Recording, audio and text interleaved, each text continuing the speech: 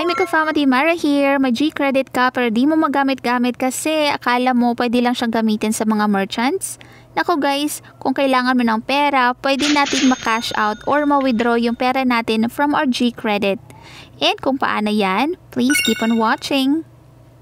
By the way guys, make sure na meron kang Coins@ph account para magawa po ito. Hi guys, login tayo sa ating Coins@ph account and punta tayo dito sa may 4 na dots na nasa baba po.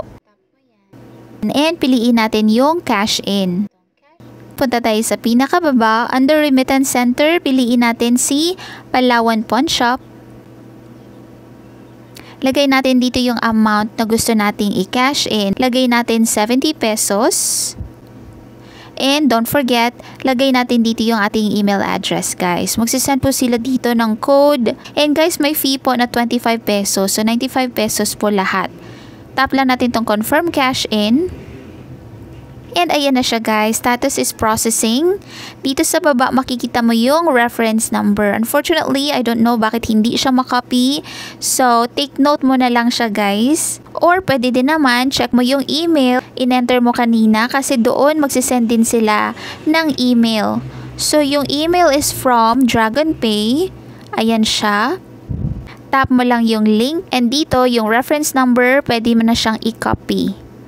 Ayan, kanina kasi hindi siya pwede, pero pwede ka namang magsulat na lang sa, kopyahin mo na lang sa papel guys.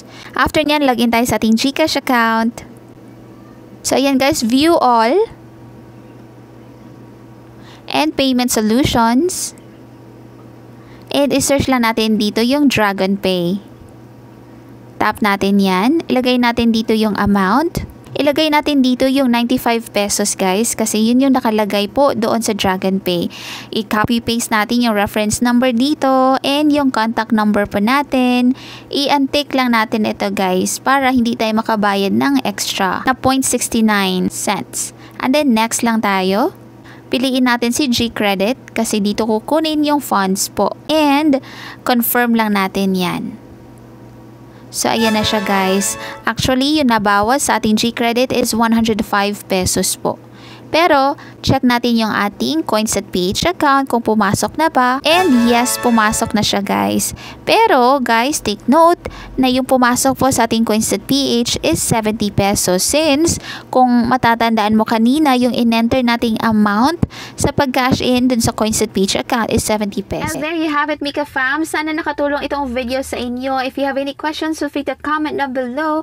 Subscribe kung hindi ka pa nakaka-subscribe and follow mo na rin ako sa social media accounts natin at Myra Mika. Thank you so much. See you next time. Bye for now.